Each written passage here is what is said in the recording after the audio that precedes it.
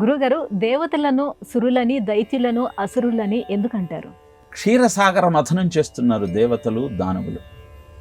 వారి ఆలోచన ఒక్కటే, అమృతాన్ని పొంది అమరులు కావాలన్న ఆలోచన.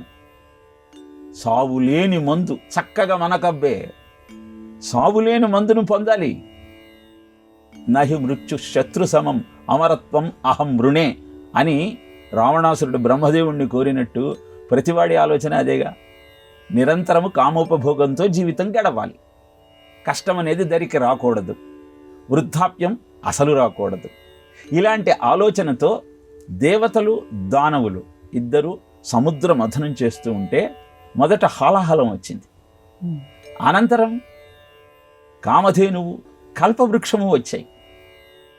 ఆ తరువాత వరుణదేవుడి కుమార్తె అయిన వారుణి బయటకు వచ్చింది. దాన్ని సుర అంటారు. ఇప్పుడు ఆ వారుణిని ఎవరు స్వీకరించాలి అంటే, దితిపుత్రులైనటువంటి దైత్యులు మాకొద్దు అన్నారు. అదితిపుత్రులైనటువంటి దేవతలంతా మేము స్వీకరిస్తామన్నారు. ఆ సురను స్వీకరించిన వారు సురులయ్యారు, మాకు వద్దన్న వారు అసురులయ్యారు.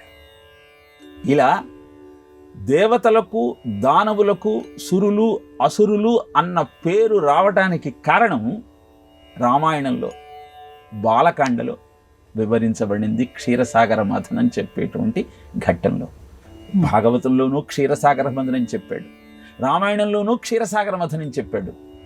ఎందుకని ఆలోచిస్తే, ఈ సంసారం అనేటువంటి సాగరాన్ని దేహం అనే మంధర పర్వతంతో, వాసుకి అన్నటువంటి ఆలోచనామృతంతో మథించినప్పుడు అద్భుతమైనటువంటి పదార్థాలన్నీ బయటికి వస్తాయా.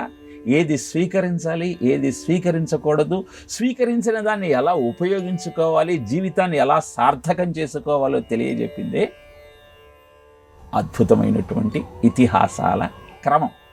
ఇక అసుర అన్న శబ్దానికి ఇంకో అర్థం ఏమిటి అంటే, అసుషు రమంతి ఇతి అసురః అంటే 24 గంటలు అసుషు ఎల్లవేళలా ఆనంద అనుభవమే, సుఖభోగాలే కావాలి, అంతకు తప్పే ఇంకేది అక్కరలేదు అన్న భావనే అసుర అన్న శబ్దానికి ఇంకొక అర్థంగా చెప్పబడుతుంది.